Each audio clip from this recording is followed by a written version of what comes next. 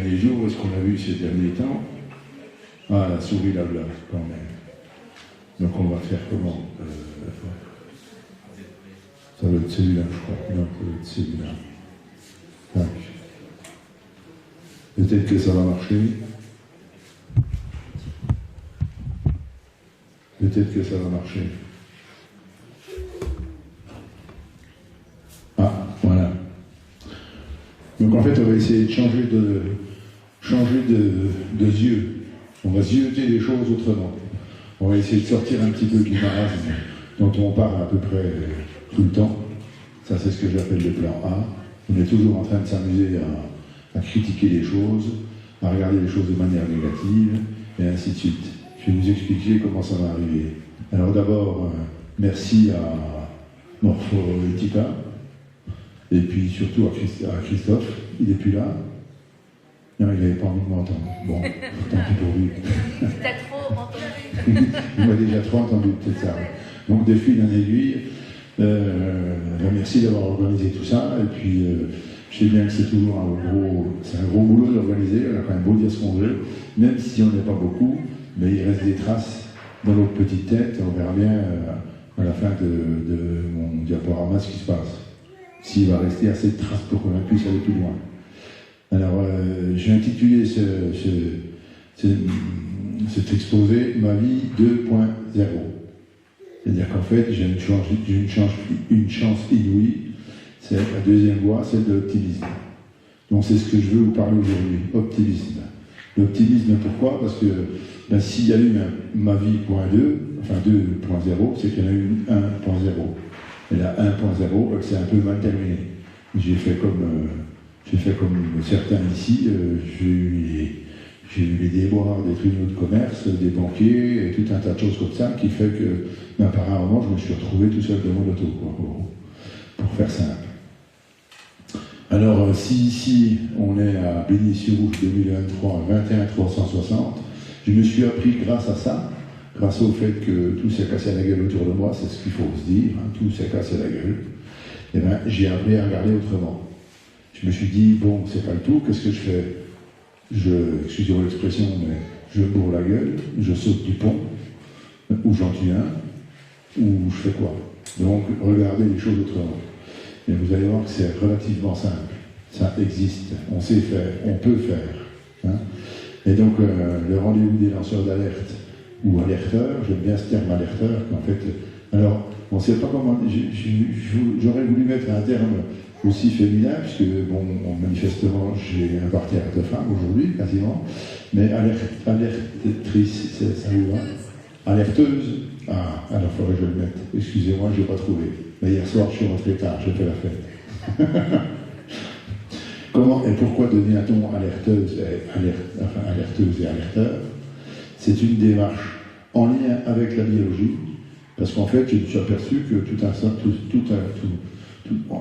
est lié, en fait. On ne peut pas faire autrement que de vivre la vie de manière complète et entière. On ne vit pas à titre professionnel, on ne vit pas sa vie à titre personnel, on ne vit pas sa vie à titre familial, ni quoi ni autre. On est systématiquement dans tous les systèmes, à la fois. Tout se mélange. Et ça, on n'y peut rien. La vie est comme ça. Donc, il y a quelque chose de biologique là-dedans, et il ne faut surtout pas l'oublier. Alors, j'ai simplifié ça en nous disant ne nous trompons pas de combat juste parce que nous n'avons pas voulu ou nous n'osons pas poser la bonne question. Le problème, il est surtout là. C'est-à-dire que quand on se trompe de question, comment est-ce qu'on peut arriver à trouver une solution à un problème? C'est toujours un peu le même système.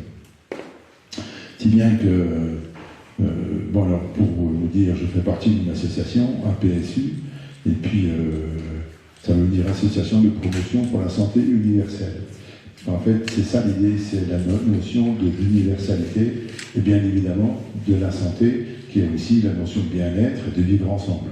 Vivre ensemble, ça me paraît une chose extrêmement importante.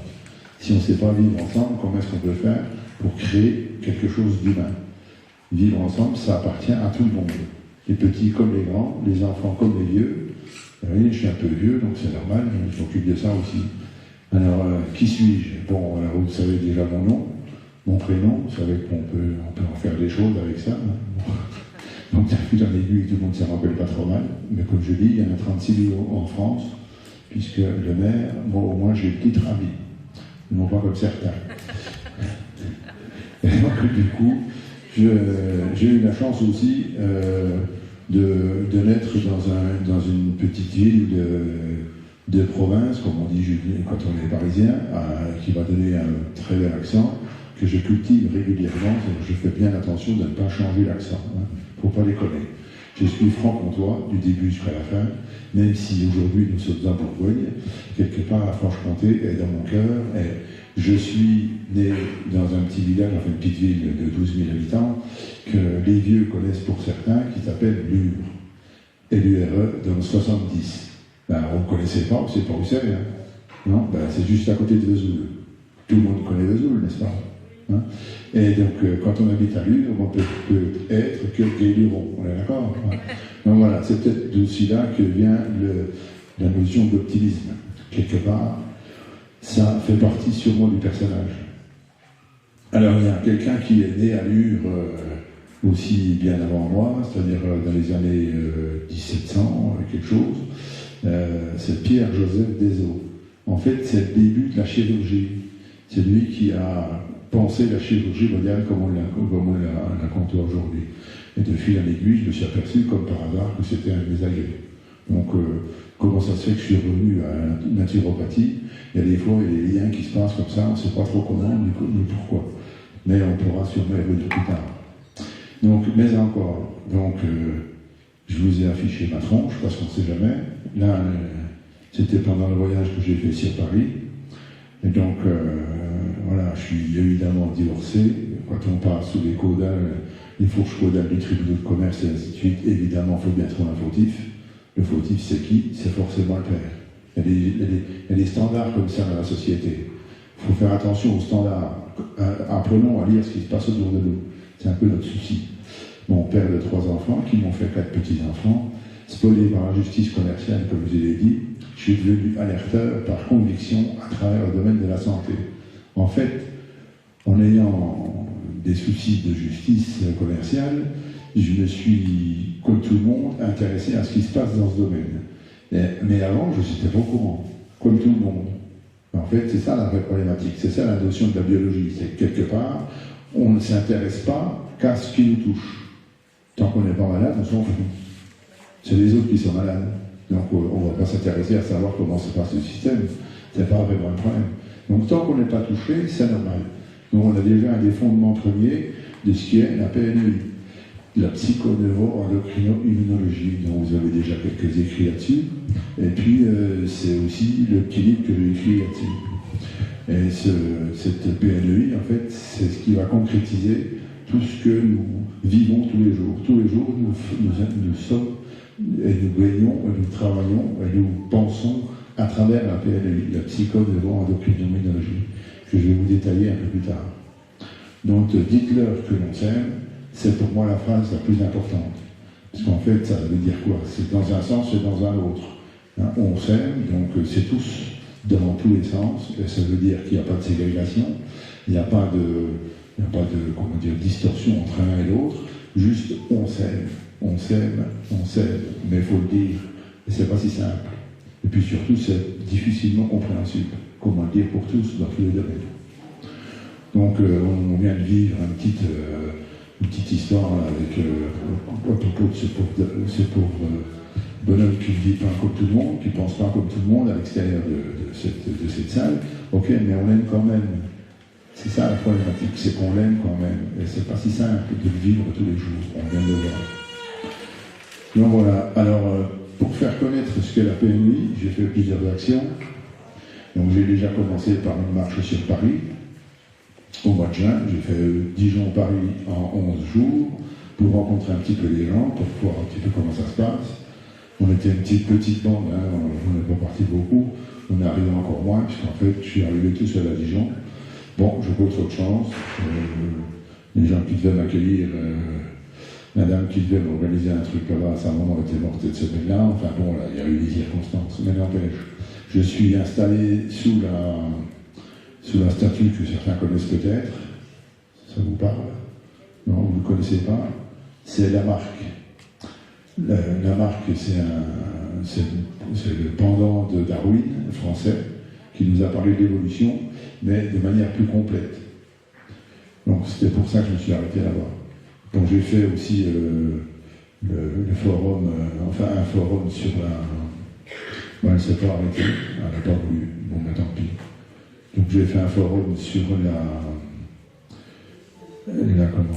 PLI à Dijon l'année dernière, au mois de septembre, où j'ai reçu des gens. Stop, ah, je ne veux pas. Bon, pas comme ça, tant pis. Donc j'ai organisé ça avec, comment dire, à la force du poignet, comme on dit, puis avec mes petits deniers sonnants et trébuchants, pour essayer de faire comprendre un petit peu les tenants et les aboutissants de cette fameuse PLI, avec des gens, on va dire, quelque part, pas comme moi, c'est-à-dire, vous avez vu, je vous ai pas dit, je suis docteur, je suis chirurgien, je suis ceci, je suis cela, comprenez-moi, je ne suis rien. J'ai la chance et l'honneur de dire je ne suis rien. Ça veut tout dire, rien dire.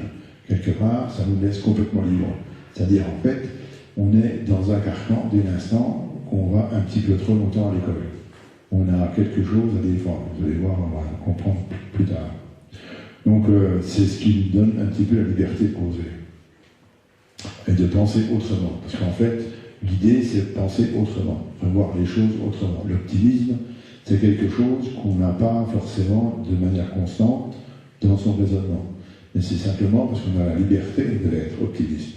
Et quand on y regarde bien, qu'est-ce qui nous rend pessimiste? Sinon, la société. C'est la société qui nous détruit notre optimisme. N'oublions pas que nous sommes aujourd'hui, la 80 millième à peu près, je n'ai pas été compté, je ne vraiment jusqu'à la dernière, mais on peut dire la 80 millième génération d'Homo sapiens sur Terre, d'homoïdés. Donc pour en arriver aujourd'hui à ce que nous sommes ici, en train de discuter avec nos outils technologiques, la lumière, les phares, le phare de la caméra, nos outils informatiques et autres, c'est juste parce qu'on a été très optimistes. Nos ancêtres ont été très optimistes. Ils ont toujours cherché l'optimisme à travers la misère qu'ils ont vécue. N'oubliez pas que des misérables, il y en a eu. On a fait des films là-dessus, on n'a pas oublié non plus de faire des choses sur par les guerres, le génocide et ainsi de suite. Il fallait traverser tout ça. Et tout ça, en fait, c'est parce que génétiquement, on a quelque chose qui nous pousse à être optimiste. Donc si vous êtes pessimiste, ça veut dire que quelque part, vous écoutez peut-être un petit peu trop, comment il s'appelle le truc là, ça finit par TV, je ne sais plus, enfin bon, voilà. C'est que... Ah non, ça se dit pas. Ah non, ça se dit pas. On t'a dégoûté, ça, c'est pas possible. Donc de fil en aiguille, voilà, il faut bien faire attention. Alors je ne dis pas qu'il ne faut pas s'intéresser aux informations, bien au contraire, parce que l'information, ça nous nourrit, ça nous amène au vivre ensemble. Il faut savoir comment marche le monde pour savoir comment on doit marcher dans le monde. Sinon, qu'est-ce qu'on fait? Si vous ne regardez pas où vous marchez, vous allez mettre les pieds dans la blouse, comme on dit chez nous. Donc le fil en aiguille, faisons attention, ne nous cachons pas.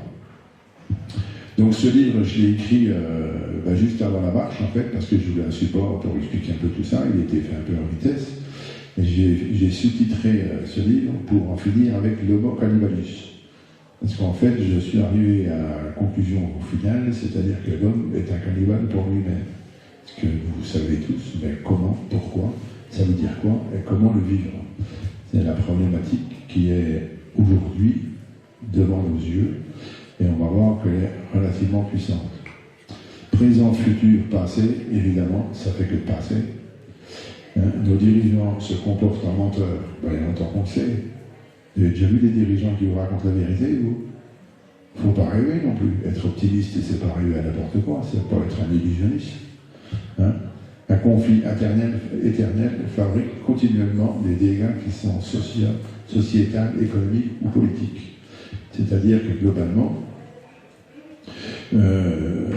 tout dysfonctionne.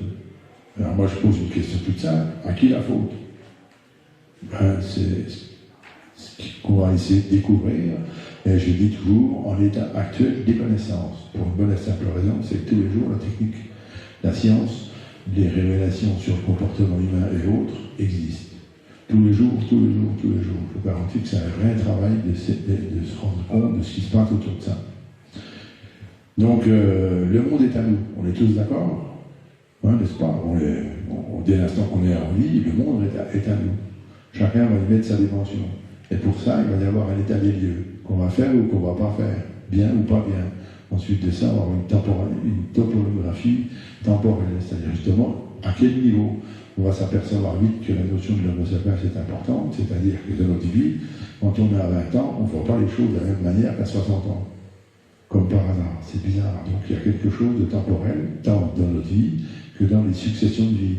C'est-à-dire que quelque part, dans les histoires, on va toujours retrouver les mêmes dysfonctionnements, les mêmes conclusions qui sont tirées ici ou là. On a vu avant-hier avec une excellente intervenante qui s'appelle Marion Sigaud, merci, c'est gentil. Vous me suivez, c'est gentil.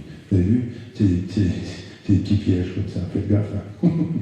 Donc, Marion Sigaud, effectivement, elle nous a fait un excellent reportage, une conférence là-dessus, nous disant qu'en fait, voilà, sous Louis XIV, c'était le même bordel que maintenant. Quoi. Donc, il n'y a rien de changé. Donc, regarder les choses de manière temporelle, c'est extrêmement intéressant, dans le sens où, quelque part, on peut voir l'évolution de l'Homo sapiens. Et on s'aperçoit que dans cette évolution, il y a toujours un conflit perpétuel. Quoi qu'on fasse, on est toujours en train de se taper sur la gueule. Pourquoi? Question à la bête, mais pourquoi? Donc sortir du piège, ça veut dire quoi?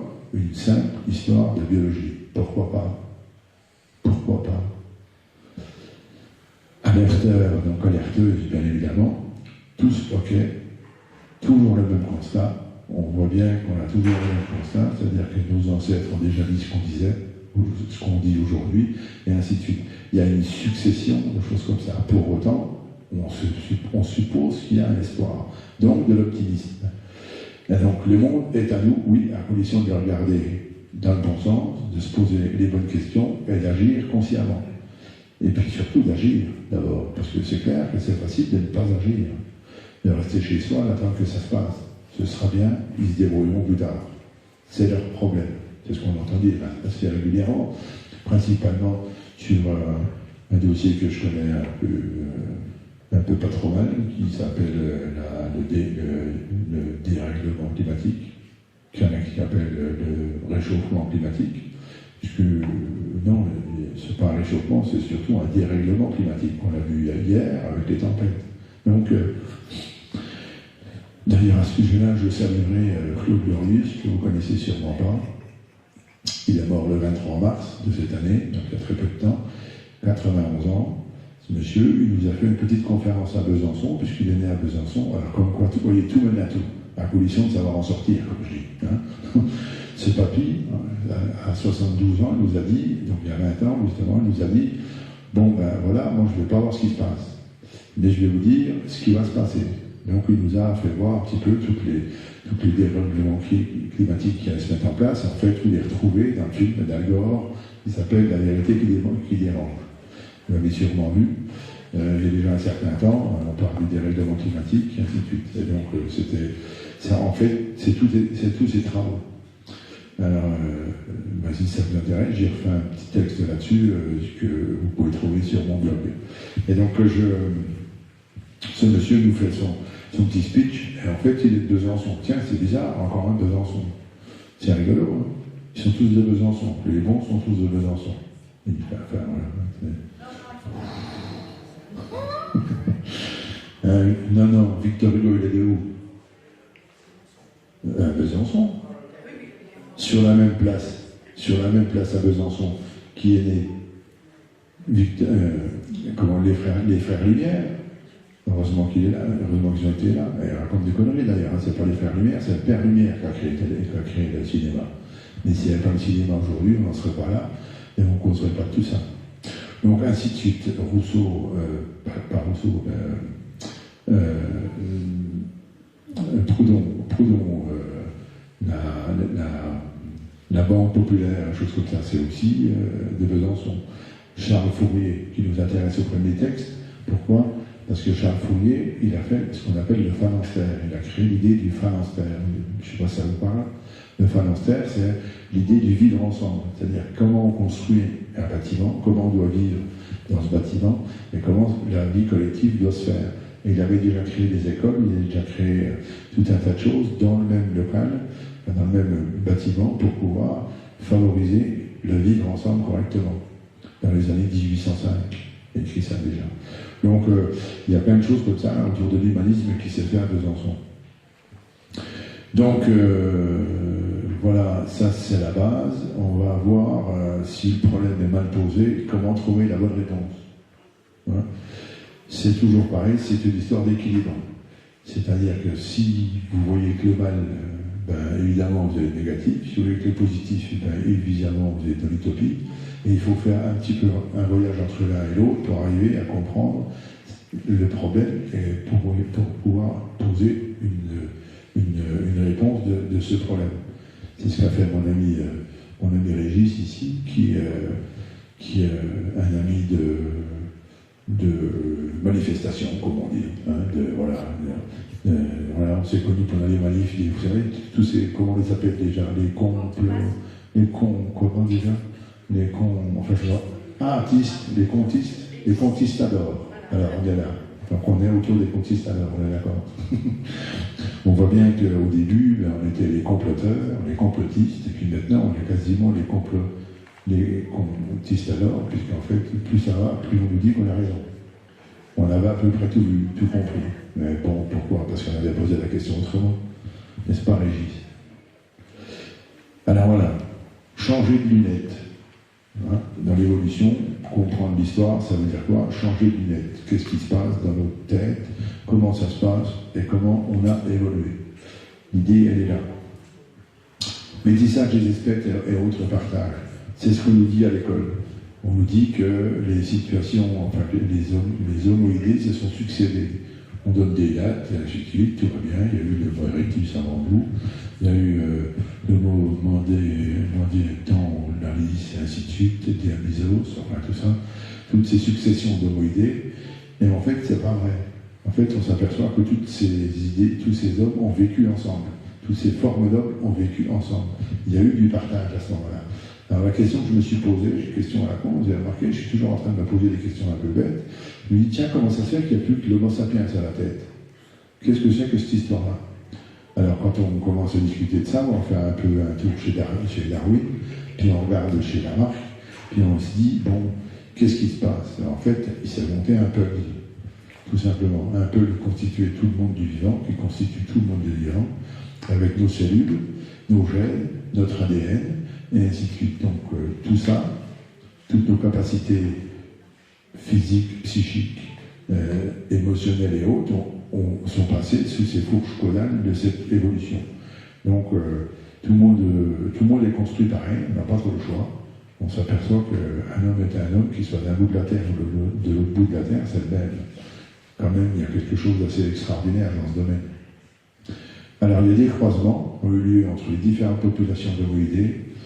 Il y a environ 150 000 ans par là autour, parce que ça évolue toujours un peu en ce moment. Il y a beaucoup de recherches dans ce domaine, et on est en train de s'apercevoir d'abord qu'il y a eu beaucoup plus d'homoïdés qu'on croit, et les homoïdés, en fait, on est entre 40 et 60. Il y a des homoïdés où on n'avait aucune trace, sinon dans le domaine de l'ADN, dans les recherches de l'ADN. Par contre, physiquement, sur le terrain, les archéologues n'ont jamais trouvé la trace de ces hommes. Donc il y a bien un ensemble de constructions qui s'est fait sur un nombre d'années relativement long.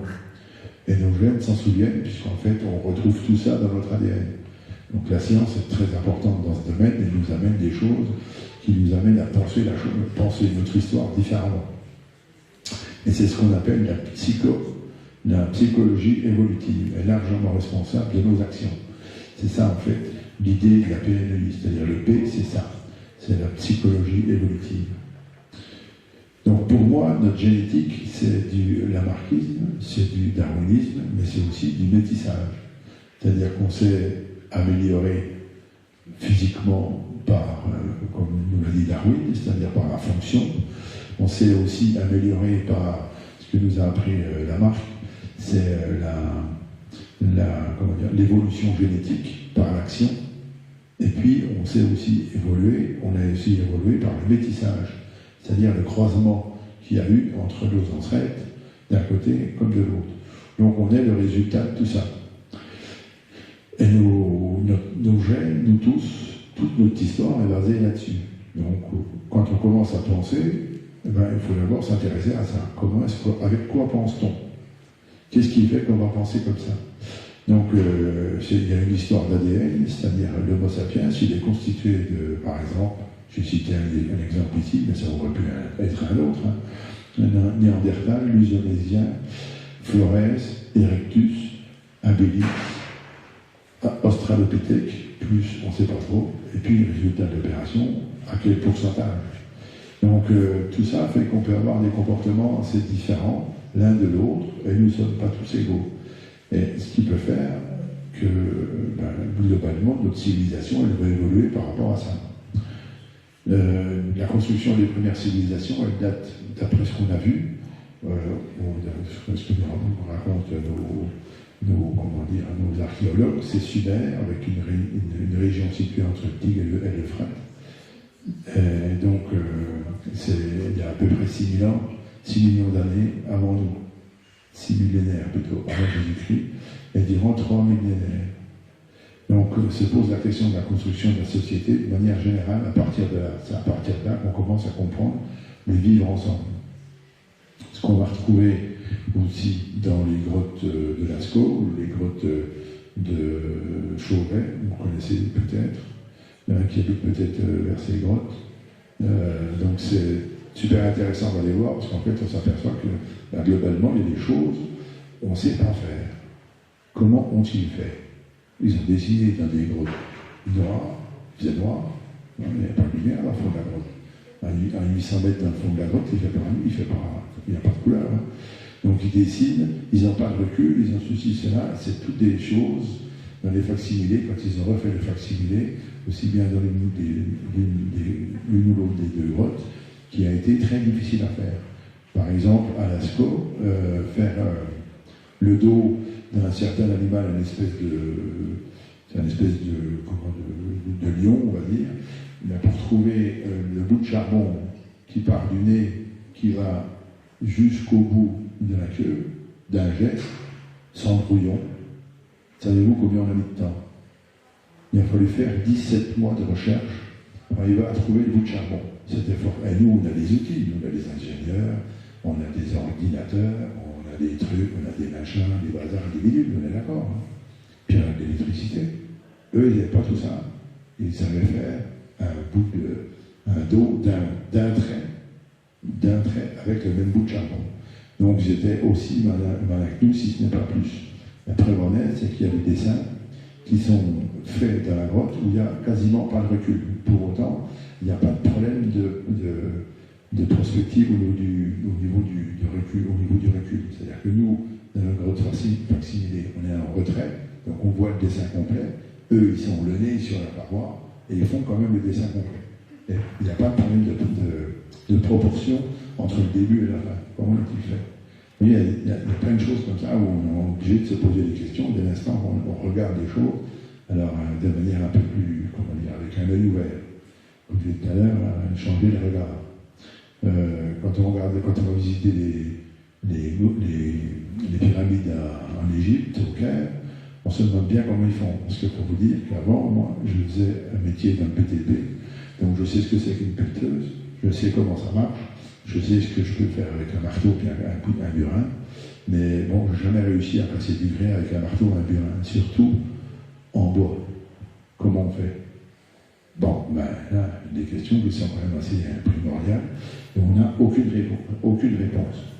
Donc méfions-nous un peu de ce qu'on nous dit, soyons un peu suspects à ce qu'on nous dit. C'est comme ça qu'on se retrouve en manif, parce qu'on est suspect. Ouais, c'est un peu ça en fait. On fait gaffe à ce qu'on nous dit, qu'est-ce qu'on nous raconte. Ils ont trouvé ça où? Ça vient de où? Et ainsi de suite. Et quand on commence à regarder les choses un peu comme ça, tiens, comme par hasard, il y a une question fondamentale qui commence à se poser. Donc, alors il y a cette dame que Margaret Mead qui est anthropologue, elle dit que l'humanité, donc ce que l'on vit aujourd'hui, elle a commencé dès l'instant qu'on a réussi à soigner quelqu'un. En fait, soigner quelqu'un, cette fébule qu'on a retrouvée dans les années 70,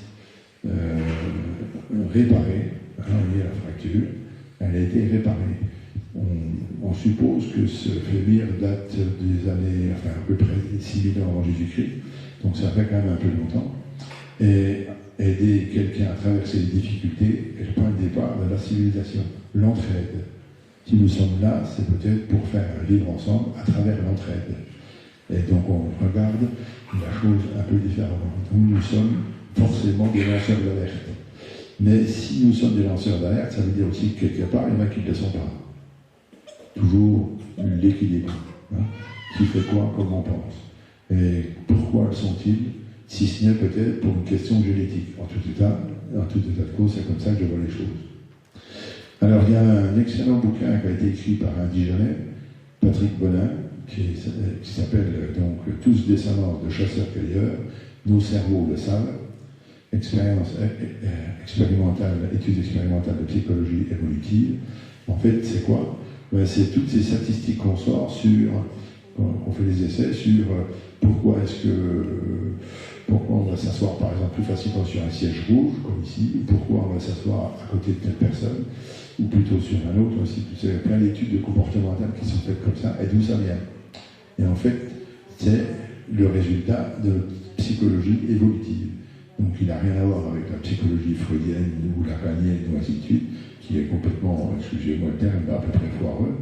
C'est injuste c'est pour ça que j'ai une casquette, parce qu'il ne faut pas que le jus du cerveau sorte trop haut, parce qu'après ça gonfle trop facilement. Donc il faut faire attention. Réfléchir c'est bien, mais il ne faut pas trop en faire. Donc la psychologie évolutive, plus la neurobiologie et l'hormonobiologie, on voit bien que c'est le départ de la construction de l'Homo sapiens. On ne peut pas se déroger de ce qu'on est au niveau matière, et on ne peut pas non plus se déroger de ce qu'on est aussi au niveau de nos habitudes évolutives. Donc l'ensemble crée un système qu'on appelle, à travers la PLI, l'immunologie adaptative. En fait, c'est comme ça qu'on va pouvoir s'adapter, continuer à vivre, et bien sûr, continuer à vivre ensemble. Parce que l'idée, c'est ça. Nous ne sommes pas individuels, nous ne sommes que des outils collectifs. À partir de là, nous sommes tous des héritiers d'une extraordinaire histoire collective. C'est ça l'important. 7 millions d'années pour conquérir la planète. Combien on va en mettre pour la détruire si on ne joue pas, si on ne continue pas dans le bon sens. Les gènes, c'est une fascinante machine à remonter le temps grâce à l'étude de l'ADN de nos ancêtres aussi loin qu'ils soient. Donc, comme vous l'avez sûrement compris, je suis un lecteur un petit peu en retrait par rapport au système d'aujourd'hui, c'est-à-dire qu'on donne une puissance phénoménale à l'homo sapiens du moment, temporel, c'est-à-dire on se pense au-dessus du monde, on se pense au-dessus du monde animal, évidemment au niveau du monde végétal, et on domine la matière à tel point qu'on fait des machines un petit peu dans tous les sens. Donc c'est dans ce sens qu'on voit les choses aujourd'hui. Mais c'est une vision. Il ne faut pas oublier qu'on peut changer le regard. Donc qu'est-ce qu'on doit à notre histoire personnelle et notre histoire collective. C'est du moins ce qui m'intéresse. C'est comme ça que je vois les choses. Ceci étant, il y a une réelle distorsion génétique, comportementale, valeur, puissance, besoin, ainsi de suite, de l'un à l'autre. Et donc on s'aperçoit que les populations modernes d'origine européenne et asiatique partagent en moyenne de 1 à 4% de leur génome avec celui des néandertaliens. Donc tout ça fait que de fil en aiguille, on ne peut pas être égaux. Donc s'il y a des lanceurs d'alerte, c'est normal. Si nous sommes des alerteurs, des alerteuses, il n'y a rien d'anormal. Tout ça, c'est tout à fait normal. L'homo sapiens doit se domestiquer, c'est-à-dire comprendre son évolution, domination collective, domestication collective, approche biologique, support de la domestication sociale et sanitaire. C'est-à-dire que quelque part, dès l'instant qu'on oublie ces paramètres, évidemment, il va y avoir une distorsion, une création de réalité qui n'est pas cohérente. Et on on doit revenir sur des notions assez cohérentes par rapport à ce qu'on vit et ce qu'on voit. Donc tout ça, ça nous amène aux fondamentaux du comportement de l'Homo sapiens sous l'œil de la PNLI. En résumé, sens du monde qui l'entoure, comment fonctionne le monde, le cosmos, les croyances, les fantasmes. Vous êtes tous posé cette question à un moment ou à l'autre de votre vie. À 20 ans, vous avez telle réponse, à 40, vous en avez d'autres, à 60 encore, et puis je n'ai pas expérimenté ça à 80, mais je pense que ça ne va pas être les mêmes non plus. Donc on va toujours avoir une vision temporalisée de notre position dans le monde total. Donc ça, après, on a un sens du contrôle, c'est-à-dire qu'on cherche toujours inlassablement à dominer, mais toujours avoir plus. L'Homo sapiens cherche toujours à avoir plus, il veut du plus beau, il veut du plus cher, il veut du plus ceci, plus cela, machin, et ainsi de suite. Et les mécanismes de perversion en sont issus. Puisqu'en fait, quelque part, il y a toujours un moment où on va être plus fort que l'autre. Donc, on va rentrer forcément en conflit avec le plus faible. Donc, le plus faible a besoin du plus fort, et le plus fort a besoin du plus faible. Il y a une continuité entre les deux, c'est pour ça que quelque part, on doit tous être amoureux l'un de l'autre, on n'a pas le choix. Et ce sont les valeurs de la vie commune, puisqu'en fait, quelque part, comme je vous l'ai dit tout à l'heure, on ne peut pas faire autrement, on ne sait pas vivre autrement qu'en groupe. Nous sommes des gens sociaux. L'Homo sapiens est social. Dans le sens du contrôle, on a encore le sens individuel, bien évidemment, puisqu'en fait, quelque part, c'est moi, je, vous avez tous fait ça, on l'a tous fait. Nos enfants commencent par ça, moi, je. À quoi sert ce que je fais? C'est des questions fondamentales. Il y a un moment, on est toujours en train de se poser des questions. On fait quoi quand on est là? On est tout simplement en train de se positionner dans le système social. À quoi je sers dans le système social? À quoi je sers pour les autres? À quoi je sers avec les autres? Quelles sont les valeurs personnelles? Ça, c'est... D'abord, on n'a plus de pile. Et ben voilà.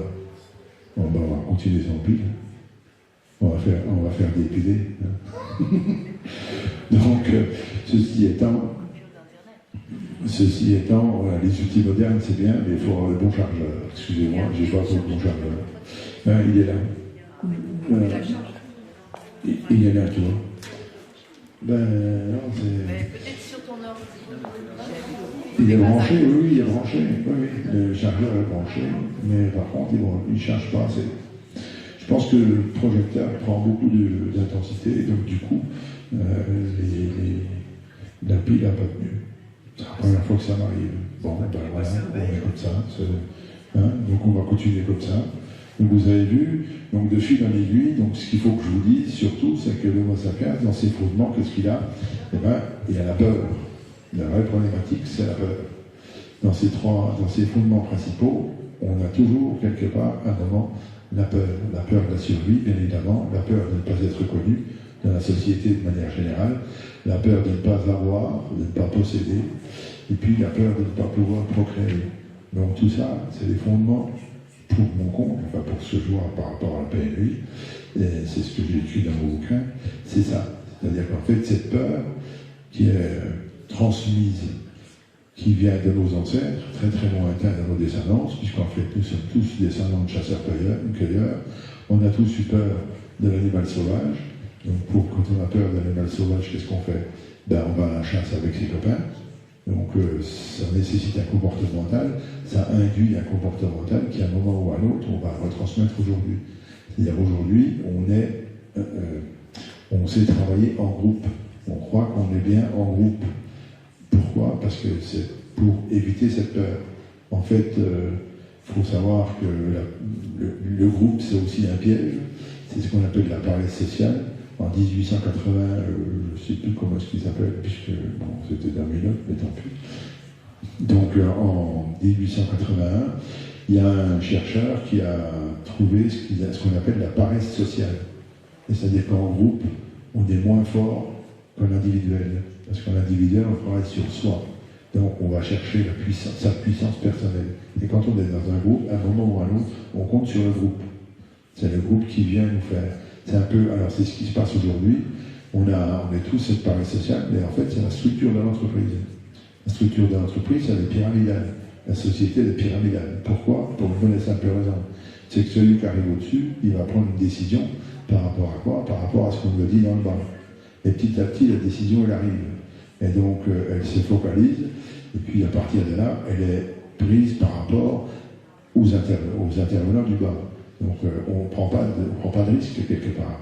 On est dans l'appareil social, c'est-à-dire qu'on utilise les différentes strates de la hiérarchie pour prendre une décision. Est-ce que je fais ceci, ou est-ce que je fais ça? Est-ce que je tourne à droite, est-ce que je tourne à gauche? Et ainsi de suite. Et regardez nos fonctions. Au niveau institution, elles sont toutes basées comme ça. C'est-à-dire que quelque part, il n'y a jamais une fonction, enfin quelqu'un qui arrive avec une idée. Ça ne marche pas. C'est toujours un système qui fait que l'idée arrive au-dessus. Hein, c'est pour ça que la société est montée avec l'Assemblée nationale, des choses comme ça. C'est-à-dire que quelque part, on entérine des fonctionnements, des idées de principe, des idées ceci, et puis hop, à la fin, allez, on prend celle-là. Maintenant, on prend celle-là, c'est quoi? Ça représente aussi une certaine faiblesse de l'individu, c'est-à-dire qu'on ne s'implique pas dans la division. Résultat, enfin dans la décision. Résultat de l'opération, on a forcément une société, quelque part, un peu foireuse, parce qu'elle n'a pas, le jus de l'individu. Elle a tout simplement les notions ponctuelles d'un ensemble de raisonnements. Donc le lanceur d'alerte, c'est là où il est important, c'est-à-dire que quelque part, lui, il vient avec une idée à la base. Et on dit bien, une idée, elle est partagée par quelques-uns au début, puis de plus en plus, et après on dit, ben oui, c'est évident. Vous avez tous entendu cette chose-là. Donc en fait, dans tous les combats, on arrive à cette vision. C'est-à-dire que l'appareil social est extrêmement important. Mais en fait, quand on regarde, l'appareil social, elle date de tellement longtemps. Pourquoi? Parce qu'on comptait sur le groupe pour aller à la chasse. On comptait aussi sur le groupe pour être défendu. Hein, la notion du foyer, les chasseurs-cueilleurs, la notion du foyer, il faut quand même savoir que nos ancêtres, bon, ils n'avaient pas de système, de la pilule, ils n'avaient pas la pilule, des choses comme ça, donc on ne sait pas trop bien comment ça se passait, tout ça. Donc, de fil en aiguille, il y avait des protections à mettre en place, et courir quand on est enceinte, c'est pas forcément simple. Donc, forcément, c'était dans un système protégé. Donc, il y avait 2 zones, déjà d'office. Il y avait la zone, enfin 3, mais il y avait la zone commune, où on vivait ensemble, la zone du cueillage, où c'était une zone protégée, et puis ensuite il y avait la zone complètement libre, où là on allait chasser. Mais pour chasser, il fallait aller en groupe. Et on voit bien qu'on est construit dans cette notion de groupe aujourd'hui, c'est-à-dire qu'on ne sait pas vivre tout seul. Et on a peur de vivre tout seul. Le problème c'est qu'en fait, on a peur de vivre tout seul. Donc avoir des idées, ça dérange. C'est clair qu'aujourd'hui, arriver avec une idée neuve et dire on va manifester, ben, c'est pas si simple. Parce qu'on en a 90% à côté qui disent c'est qui ceux-là? C'est les complotistes, les comploteurs, et ainsi de suite. Avant que l'idée arrive à sortir, éventuellement, dans le cadre de la vaccination ou du masque, comme Régis a causé, on est arrivé à la bonne résolution, mais c'était pas si simple. Ensuite, une chose aussi qu'il faut considérer, c'est la notion qu'on jette l'optimisme. Et je pense que quelque part, c'est aussi ce qui peut nous amener à un certain optimisme, tout ça. Parce que quelque part, dans nos fonctionnements, dans nos fonctions basiques, eh bien, on a une fonction qui est l'optimisme. Quelque part, on doit être optimiste. Et je suis assez d'accord de dire qu'aujourd'hui, on vit une période extraordinaire. Je dis toujours, on vit une période extraordinaire. En ce moment, c'est extraordinaire, c'est vrai, on a une période extraordinaire, vous n'êtes pas d'accord? Il y a le réchauffement climatique, il y a les désaccords, on va dire les désaccords politiques, économiques au niveau et social, bien évidemment. Il y a le système sanitaire, on ne sait pas trop comment il va. Le système économique, on n'en parle plus, enfin ainsi de suite. Donc on vit une période extraordinaire, il faut dire ce qui est. On a l'informatique qui nous embête comme aujourd'hui. On a bientôt aussi l'IA, l'intelligence artificielle, qui va nous dire comment on cause, comment on doit faire ceci, comment on doit faire cela, et ainsi de suite. Il paraît que les profs sont très contents de l'IA. Parce qu'en fait, les élèves, ils font tout avec ça, comme ça on n'en parle plus, quoi. Donc il faut un copier-coller de ce qui se passe avec l'IA, et l'affaire est faite. Et donc, il paraît que ça va aller encore plus loin. Ce qui est extraordinaire, c'est que l'IA, il y a même des gens qui sont dans la création de l'intelligence artificielle qui dit stop, on va trop vite, parce qu'on ne sait pas comment ça va finir. C'est extraordinaire quand même. On est à la limite du développement. Mais le développement, c'est quand même nous qu'on a fait. Donc, quand on critique la société, quelque part, il faut aussi qu'on se regarde. C'est-à-dire comment est-ce qu'on a fait nos choix, comment est-ce qu'on a simplement voté, comment est-ce qu'on va voter tous les jours avec notre carte de crédit. C'est toujours pareil, quand on achète, on donne une information à un système. Donc, on va de plus en plus dans tout ça. Donc, le plus en plus, c'est quoi? C'est la voiture de plus en plus grosse. C'est la consommation dans tous les sens de plus en plus gros, l'écran de télévision de plus en plus gros, et ainsi de suite. Ça, c'est des fonctions impératives de l'homo sapiens. Je dis impératives parce qu'en fait, c'est très très difficile de s'en sortir. Même pour ceux qui se disent en décroissance, c'est aussi difficile. C'est même quelque part assez pernicieux, même dans un sens. Donc, revoir les choses dans ce sens-là, c'est assez difficile parce que revoir les choses, la vie, comme on l'a dit par l'intermédiaire de ces fondamentaux de la PNEI, et bien, résultat de l'opération, on est embêté dans tous les sens. C'est-à-dire qu'il faut qu'on perde une part de personnalité. Alors la PNEI, revenons-y, la psychoneuroendocrinologie, ça vient de quoi? Ça vient tout simplement de recherche scientifique. Ça ne tombe pas du... Je ne sais pas inventer. C'est pas moi je n'invente jamais rien. Je ne sais pas faire, c'est pas mon boulot. Moi je regarde, je bouquine, je cherche, puis je fais des croisements. C'est tout ce que je fais. Et en fait, la PNEI, c'est la suite d'un certain docteur bourguignon, né à Dijon. Mais à Dijon, on ne posait pas la question, c'est pas la peine, personne ne connaît. Ou alors s'ils connaissent, c'est qu'ils connaissent. Parce qu'ils se sont fait, n'est-ce pas, Régis, ils se sont fait bassiner pendant des jours et des jours avec ce fameux Roger Guillemin, né à Dijon, prix Nobel de médecine en 1977. Qu'est-ce qu'il a trouvé? Les neurotransmetteurs. Et qu'est-ce qu'il a trouvé? Avec quoi il a trouvé ça? Avec le problème des règles chez les femmes. Donc je dis, toutes les femmes devraient connaître ce monsieur. Alors j'embête le monde, mais vous ne posez pas la question avec tout lui, mais il ne connaît pas, c'est même pas la peine. C'est-à-dire qu'en fait, quelque part, on est en train, par cette PNEI, de faire le lien entre la psyché et le physique. Ce qui se passe dans le ventre, ce qui se passe dans la tête. Qu'est-ce que c'est que la gestion du stress? En fait, c'est comme ça qu'il a commencé. L'absence de règles, l'aménorrhée chez les femmes, c'est quoi? C'est un problème de stress. Donc le stress, c'est quoi? C'est comment est la vie, comment est l'environnement, et à partir de là, on va commencer à comprendre un petit peu les termes dans les aboutissants de tout ce qui se passe autour de la vie. C'est-à-dire que ça peut être aussi bien l'alimentation, ça peut être la pollution électromagnétique, ça peut être la relation à l'autre, le vivre ensemble, ça peut être plein de choses qui font qu'il y a quelque chose qui se passe. Bon, au niveau du travail, au niveau de tout ça. Donc dans tous les domaines, la PNEI, elle existe. C'est pour ça que je dis toujours, quoi qu'on fasse, on n'a pas le choix, on fait la PNEI tous les jours. Tous les jours, tous les jours, tous les jours, sans problème. Alors par exemple, dans le cadre de... On va prendre un cadre, comment dire, qui vous tient à cœur, dans le cadre du lanceur d'alerte, bon, le lanceur d'alerte, il a toujours contribué tout le monde. Hein, il a un ou deux copains, les 90 autres sont foutus de camp, mon téléphone il ne sonne plus, c'est pas la peine. Avant j'avais plein de copains.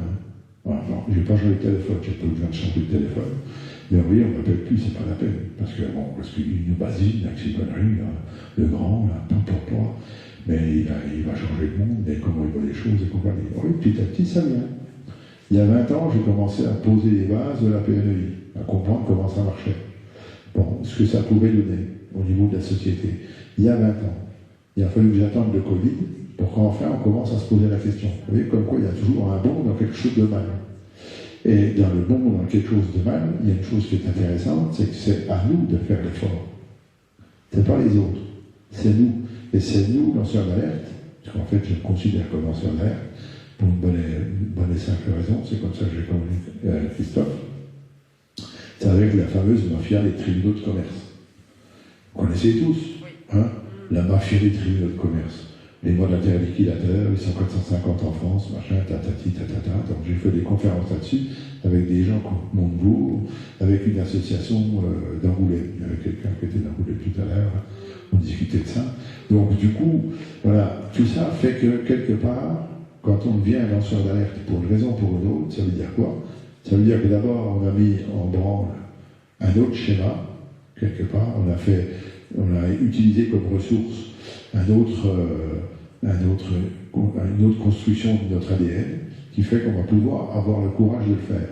Et c'est ça la problématique, le courage de le faire. C'est-à-dire qu'on devrait être reconnu en tant que tel. On va beaucoup plus loin, mais ok, d'accord, on a un combat, mais on a tous chacun son combat, mais il y a un moment, il faut se dire, ok, le combat, il est comment? Il est dans quelle structure? Il va fonctionner comment? On voit tout de suite les dysfonctionnements entre les services sociaux et la justice. Quand on regarde les tribunaux de commerce, c'est exactement la même chose. On a la chambre de commerce, pourtant, qui s'est fait, la chambre artisanale, les résultats de l'opération, c'est eux qui devraient tout gérer. On a le tribunal de commerce, et puis à partir de là, on s'aperçoit qu'il y a un dysfonctionnement. Et comme par hasard, en France, quand vous portez plainte, puis vous avez un jugement au tribunal de commerce, vous allez faire appel, à partir du moment où vous faites appel, c'est encore pire, c'est-à-dire que vous êtes 90% balayé. Donc résultat, alors que quand vous allez faire un tour au Canada, c'est 50. Tiens non, chez nous, ils ne se bourrent jamais. Ils sont bien, là. Nos juges sont extrêmement bien. Ils ne se bourrent jamais. Donc, de tout ça, de fil en aiguille, on voit bien qu'on a les dysfonctionnements dans tous les domaines. Tous les systèmes institutionnels sont dysfonctionnants. N'essayez pas de comprendre les choses autrement, tout est dysfonctionnant. La notion de la santé publique, j'ai écrit un premier bouquin qui s'appelle La sclérose en plaques, maladie sentinelle. C'est quoi? C'est exactement ça. Hier, il y avait une dame qui posait la question sur un enfant qui tombe malade depuis qu'il est en placement. Oui, évidemment. Qu'est-ce qu'il fait? On le stresse, déjà pour commencer. Qu'est-ce qui se passe quand on le stresse? Le cortisol monte. Résultat, une fois que le cortisol a monté, ça va dérégler la dopamine, et ainsi de suite. Donc il va commencer à mal dormir, il va commencer à mal manger, il va commencer à mal digérer. J'ai envie de dire que s'il n'est pas malade, c'est pas normal. Vous voyez? C'est dans ce sens-là qu'il faut voir les choses. Le système hormonal est beaucoup plus puissant qu'on le croit. Et alors, évidemment, il marche aussi dans l'autre sens. C'est-à-dire que quand vous avez la puissance de faire, ou l'intelligence, ou l'effort, de faire attention à ce que vous mangez, de faire attention à comment vous bougez, de faire attention à comment vous protégez les autres, vous ne fréquentez pas n'importe qui, n'importe comment et tout, comme par hasard, vous êtes bien mieux en forme. Et quand vous êtes bien mieux en forme, évidemment, c'est bien plus facile d'aller voir un juge que d'être un juge ou de rencontrer un gendarme ou n'importe quoi, expliquer les histoires. Quand vous êtes bien dans votre tête, pas trop excité, ni quoi ni l'autre. Parce qu'en fait, quand on parle de la PNUI, on parle aussi forcément des perturbateurs endocriniens. Qu'est-ce qu'un perturbateur endocrinien? C'est quelque chose qui vous perturbe les systèmes hormonaux. Un résultat de l'opération, si vous êtes excité parce que ceci ou parce que cela, si vous êtes par exemple, vous avez bu un peu trop d'alcool, on est d'accord de dire que ça excite. Et que vous allez délirer, vous allez raconter des conneries. Par contre, si vous prenez de l'aspartame, ça, non, on n'en parle pas. Mais pour autant, c'est un excitant, au même point qu'un alcool. Donc, il y a des tas de choses comme ça qu'il faut voir. Donc, l'histoire de la PNUI, c'est aussi des histoires d'alimentation, et c'est aussi des histoires, au fond, du comportement et comment on va agir dans la société. Donc, je reviens avec ma carte de crédit, vous achetez comment? Où? Non, moi j'achète un liquide, c'est mieux. Voilà, on va voir les choses comme ça. Alors, il faut quand même avoir de l'espoir, comme je dis, il y a d'optimisme. Un optimisme qui va nous dépasser, c'est clair, c'est l'Internet. Tout le monde est parti sur l'Internet, il y a ainsi de suite, enfin tout va bien. Sauf que tout ça, ça tient à 8 minutes. S'il y a un orage solaire sur le soleil, justement, on appelle ça les aurores boréales, c'est beau, c'est super beau, mais c'est comme tout, il y a un équilibre à avoir. Et l'équilibre, c'est quoi? C'est que s'il est un peu trop fort, cet orage solaire, il dérègle toutes nos machines électromagnétiques. C'est-à-dire qu'en fait, tout ce qui se passe au niveau des ondes s'écroule. N'ayez pas peur, ça s'est déjà fait. Ça s'est fait dans les années 98, je crois, au Canada, où il y a eu une grande panne électrique. En fait, c'était ça. Et puis, il y a aussi, dans les années 1870, il y a eu un orage solaire tellement fort qu'on pouvait lire le journal à l'équateur en pleine nuit. Vous voyez? Donc, ça se passe, d'après nos chercheurs, ça se passe en gros tous les 250 ans. Donc, on n'est pas loin. Hein, donc, on ne sait pas, on est juste les outils, comment dire, ou les sujets d'un grand cosmos, comme je disais tout à l'heure, où évidemment on va se poser des questions sur qui on est, et ainsi de suite, et de ce côté-là, qu'est-ce qu'on va faire? Eh bien, on va créer la religion. C'est exactement le même dysfonctionnement. On a une appétence pour une question qui va nous amener à créer un outil. Toujours pareil. Hein, on a créé la roue comme ça, je suppose, surtout quand j'étais pas là. Hein, donc, mais globalement, on s'est dit, tiens, comment ça pourrait peut-être servir à quelque chose, ce truc rond. Donc, de fil en aiguille, on va toujours créer par rapport à ce qu'on a besoin. Mais ce qu'on a comme besoin, c'est quoi? C'est des choses en rapport avec la peur, le pouvoir, la procréation et vivre ensemble. L'amour de soi, en fait. Hein, c'est toujours la même problématique. On va toujours tourner là autour. Donc, chaque fois que vous avez quelqu'un en face de vous, comme un juge ou un gendarme ou un assureur ou même un mécano auto par exemple, c'est simplement parce que vous êtes de la matière première pour lui. Il y en a un, il va vous facturer des pièces qui service dans la voiture, et puis l'autre, il va vous phagocyter avec une histoire de loi ou autre, mais c'est toujours le même problème. On est toujours quelque part de la matière du système, d'un système. Et donc, il faut faire bien attention à ça, parce qu'en fait, en étant bien conscient de ça, ça veut dire que chacun va avoir son intérêt. Donc, ce qu'on va voir, nous, comme intérêt, c'est pas le même que celui d'en face. Il va falloir coïncider les deux, faire coïncider les deux. C'est pour ça qu'il faut bien manger, bien penser, bien s'aérer et compagnie, pour avoir les neurones à peu près clairs, pour pouvoir discuter gentiment, calmement, avec l'intervenant. Un intervenant, qu'il soit un mécanicien ou qu'il soit un juge, c'est la même problématique. Donc, il y a toutes ces choses-là qui jouent dans notre société, ces histoires de comportement. Et les comportements, ils sont facilement compréhensibles par l'intermédiaire des neurotransmetteurs. Et les neurotransmetteurs, aujourd'hui, on est d'accord, on les trouve partout. Il y a même la neuroarchitecture. Comment sont faits les bâtiments? Comment sont faits, quelle couleur on va mettre dans les bâtiments? Quelle forme va avoir une pièce? Dans quelle ambiance vous allez dormir? Et ainsi de suite. Et tout ça vont faire que quelque part, à un moment ou à un autre, il peut y avoir une incidence sur votre comportement. Si vous dormez mal, si vous dormez, je sais pas, c'est un exemple personnel, pourquoi pas. J'ai un fils qui a voulu faire Besançon, Berlin en vélo. Bon, pourquoi pas, c'est pas mal. Sauf qu'il s'est arrêté à Prague, et il a voulu trouver un petit boulot, il a trouvé un petit boulot de veilleur de nuit. Et puis il a trouvé une chambre en colocation, parce qu'il n'avait pas trop d'argent, machin, bon. Les résultats, cette chambre en question, elle était sur les travaux du métro du coin. Donc, puis à Prague, là-bas, ça travaille samedi, dimanche, jour de fête et compagnie, on s'en fout. Hein. Donc, mon fils en question, donc, il travaillait pas, il travaillait la nuit, il essayait de dormir le soir, enfin la journée, au pied du chantier. Résultat de l'opération, 3 semaines après, c'était fini. Alors, papa, tu vas me chercher. Voilà. Mais bon, quand j'ai vu la situation, j'ai dit oui, c'est normal. C'est normal, c'est-à-dire qu'il a tapé dans la butte, comme on dit vulgairement, et quand tapant dans la butte, il y a un moment, ça lâche. On va faire une connerie. Ouais, mais c'est pas pour autant qu'il faut critiquer le personnage en question, c'est juste regarder ce qui se passe autour de lui. On a l'exemple ici d'un personnage un peu particulier qui se promène devant le bâtiment. Il est allergique à quoi? On peut se poser cette question-là. Alors, est-ce que c'est au gluten, du pain blanc? Vous savez combien d'additifs dans le pain blanc? La baguette française, il y a combien d'additifs dedans? Ça a l'air de rien, mais il y a 27 additifs, dont du gluten chimique. Pourquoi? Parce qu'il faut planifier plus facilement. Parce qu'il faut, enfin ainsi de suite, il y a tout un tas d'outils, y compris de l'aluminium, qui est dans le pain blanc, pour que ce soit plus facile à planifier. Mais vous pouvez très bien être allergique à l'aluminium. Qu'est-ce qui se passe dans un coca? On ne sait pas ce qu'il y a dans le coca.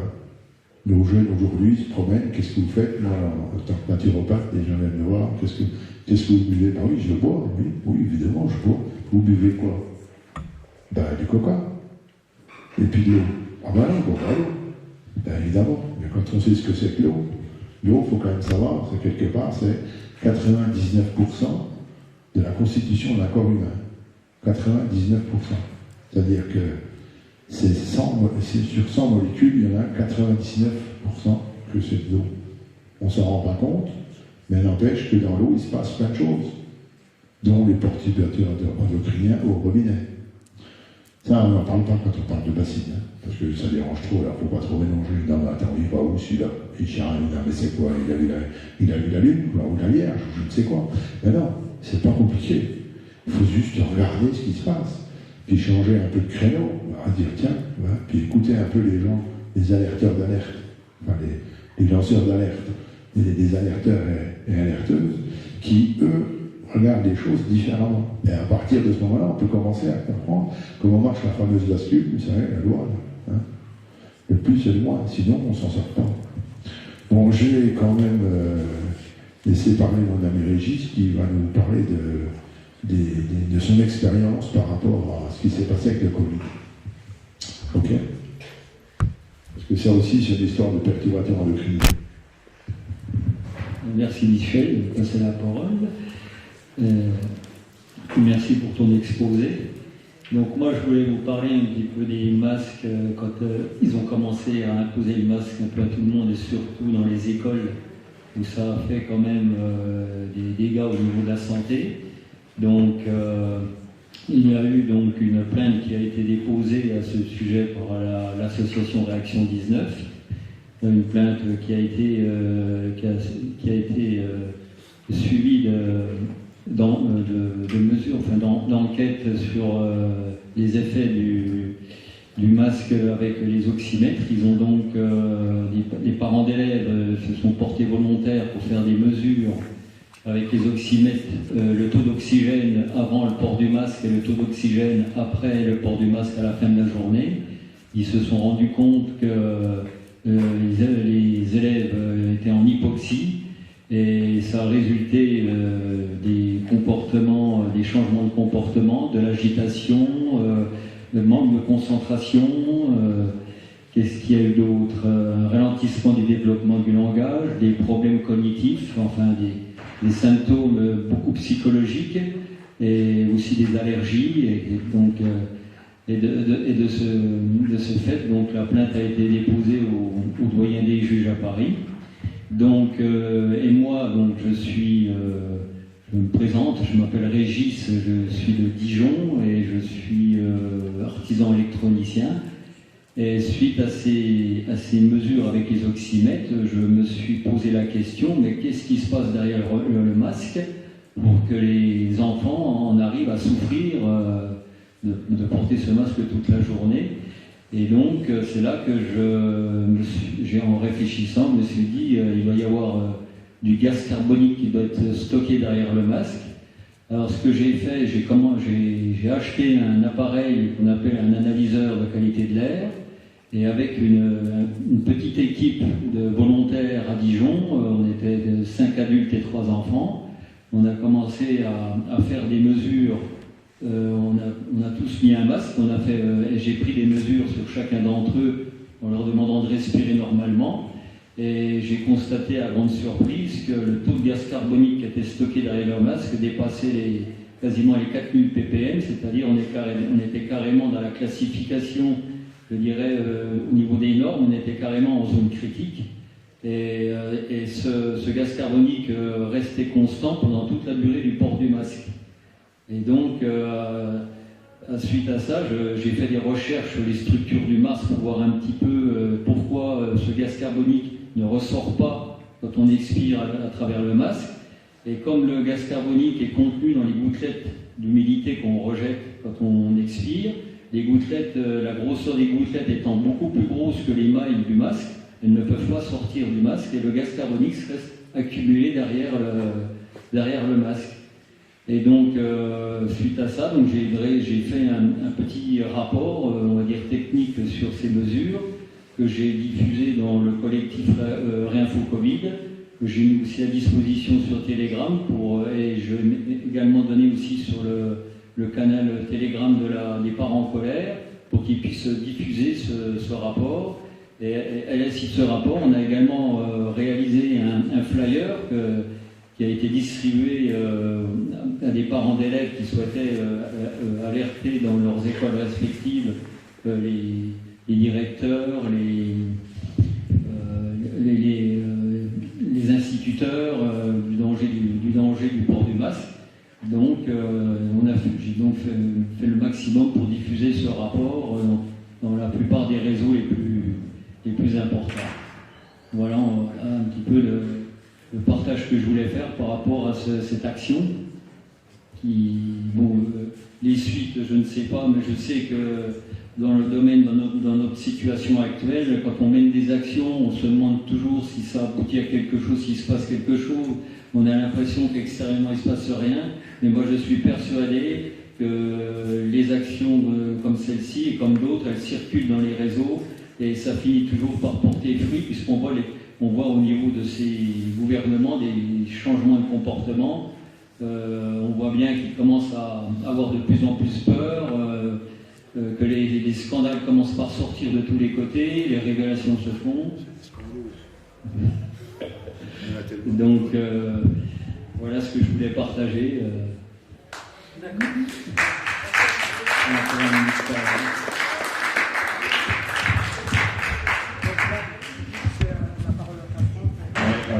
Je vais juste finir sur une observation, ce que j'appelle le syndrome de tromperie sociale. Ouais, c'est un truc un peu bizarre, ça. Mais ça correspond à tous. Et on est tous aussi fautifs les uns que les autres là-dedans. Moi le premier. La société nous promet un résultat sur un investissement.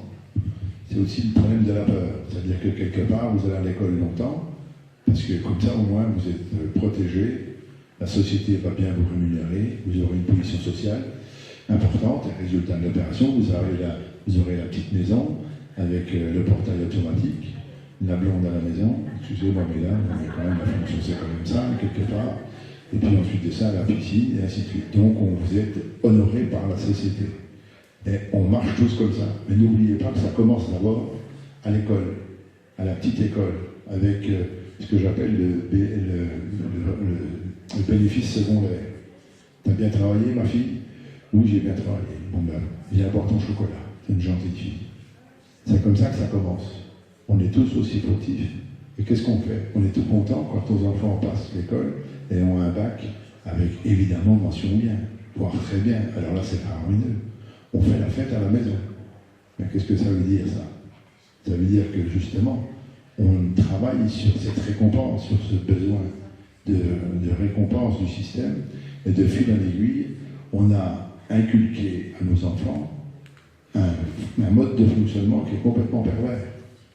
Il faut savoir que quand vous arrivez à être médecin, j'en fréquente régulièrement, vous avez fait 10 ans d'études. Mais vous avez fait aussi vos 2 premières années à ne pas faire de sport, à ne pas aller faire la vague avec vos copains, à pas ceci, il n'y a pas ceci. Pourquoi? Parce qu'il faut bûcher. Il faut bûcher, il faut bûcher, il faut bûcher. Résultat d'opération, vous avez fait un investissement. Et qu'est-ce que c'est qu'un investissement? C'est quelque chose qui a besoin d'un retour, d'un retour sur investissement. Et donc, évidemment, nos chefs tout bibent. Quand ils ont vu l'histoire de la picouse, on va pas non plus les connaître, quoi. Et c'est le système qui me dit, c'est la société qui me dit, c'est comme ça que ça va marcher, je ne veux pas quitter mon investissement. Mon retour sur investissement, je ne veux pas le quitter. Vous voyez, on fonctionne tous comme ça. Tous, regardez bien comment on fonctionne. On est tous rentrés dans le piège sans faire exprès. Et on construit notre société comme ça. Donc, on a aussi là besoin de l'autre, on est toujours en amour avec l'autre, dès l'instant qu'on commence à comprendre ce que c'est que la PNV. Parce qu'on sait pourquoi il dysfonctionne. Le problème, c'est de se dire comment il dysfonctionne, pourquoi il dysfonctionne. Donc tant que les gens ne sont pas ouverts à ça, évidemment, on marche à côté de la plaque, quoi. Quelque part, on se pose la mauvaise question au départ. Si on pose la mauvaise question, évidemment, on n'aura jamais la bonne solution. Donc voilà, c'est un peu le message que je vais faire passer aujourd'hui, parce que ça me paraît tellement important de considérer un petit peu les choses de manière cohérente dans notre fonctionnement. N'oublions pas que, ok, nous sommes lanceurs d'alerte, c'est très bien, c'est parfait, mais nous avons aussi quelque part un besoin et le pouvoir de faire autre chose, d'aller encore plus loin. Donc maintenant, on va passer la parole à Franck Blanchard qui va nous parler de choses assez diverses. Bon.